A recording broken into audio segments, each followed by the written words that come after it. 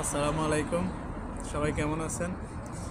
আজকে আপনাদের সামনে একটা ব্যাপার নিয়ে কথা বলবো। সেটা হচ্ছে যে স্পেনে আসলে যে যে কাজ নেই, সবাই বলে যে কাজ নাই কাজ নাই, যে কাজের ব্যাপারে আজকে আপনাদের সামনে একটা কথা বলবো।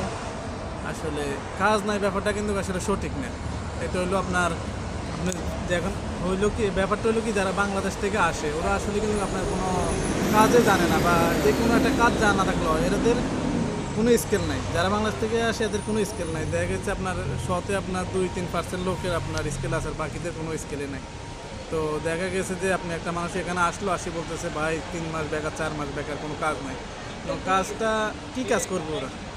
এখন ওরা যে কাজ করবে, যে আপনার মোবাইলে কাজটা শিখে আসতে পারে, বিভিন্ন ফ্রিজার বা রেস্টুরেন্টের বিভিন্ন আইটেমের কাজ শিখে যেতে পারে। কিন্তু দেখা গেছে আমাদের বাংলাদেশি ভাই ইলেকট্রিশিয়ানের কাজ শিখে আসতে পারে, বিভিন্ন আরও পাইপ ফিটারের কাজ আছে, বিল্ডিং কনস্ট্রাকশনের কাজ আছে। যে কোনো একটা কাজ শিখে আসলো, আপনি যে একজন ইউরোপ চলে আসবেন, বিদেশে চলে আসবেন, এবার আপনি মিডিল ইস্টে যান, আপনি যেখানে যান আপনার কাজের একটা প্রয়োজন আছে, কিন্তু কেউ আসলে কী হয়, কাজটা কেউ শিখে আসে না। পরে এখানে আসি বলে যে 4 মাস বেকার, 5 মাস বেকার, ইউরোপে কাজ নাই, কাজ পাইতেছে না। কিন্তু মূল কথাটা কেউ বলে না। মূল কথা হচ্ছে যে ইউরোপে যে আসছে কোনো একটা কাজ শিখে ছাড়া কেউ সবাই চলে আসে। আপনি আমি এখন বর্তমানে যে বাইরে ইউরোপে আসতে চান, আমি আপনাদের সর্বপ্রথম এই কথাটাই বলবো যে আপনারা কাজ শিখে আসেন। ভাষার কোনো সমস্যা নাই। ভাষা আপনি যদি ইংলিশও জানেন, আপনি কোথাও কাজে আপনি করতে পারবেন। আর যদি আপনি কাজ কোনো কাজে না শিখে আসেন, তাহলে আপনি চিন্তা করতে হবে, এখানে আসে চিন্তা করতে হবে আপনি একটা ফুড ডেলিভারি আইডির জন্য অপেক্ষা করতে হবে। আর নইলে আপনি কোনো সুপার মার্কেটে কোনো বাংলাদেশি বাইরে যদি আপনাদেরকে নেয়, বা বাংলাদেশি কয়টা দোকানে আছে বলেন, যে পরিমাণ লোক ওই পরিমাণ তো দোকান নাই। তো যে কয়টা দোকান আছে আপনারা ওইখানে যাই আপনারা কাজের জন্য সন্ধান করতে হবে। দেখা গেছে এক একটা দোকানে দিয়ে একজন লোক করে আছে ফুল। আপনি যদি একটা কাজ শিখে থাকলে তাহলে আপনি একটা কাজ পেলেন, বা আপনি অন্য বিভিন্ন এমপেসার মাধ্যমে আপনি কাজ করতে পারলেন।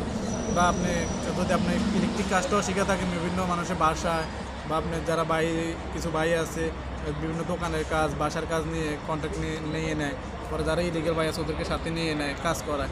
কিন্তু আপনারা কনস্ট্রাকশনের যে কাজগুলো আছে ওই কাজগুলো আপনারা সবগুলো কাজ শিখে আসতে পারেন।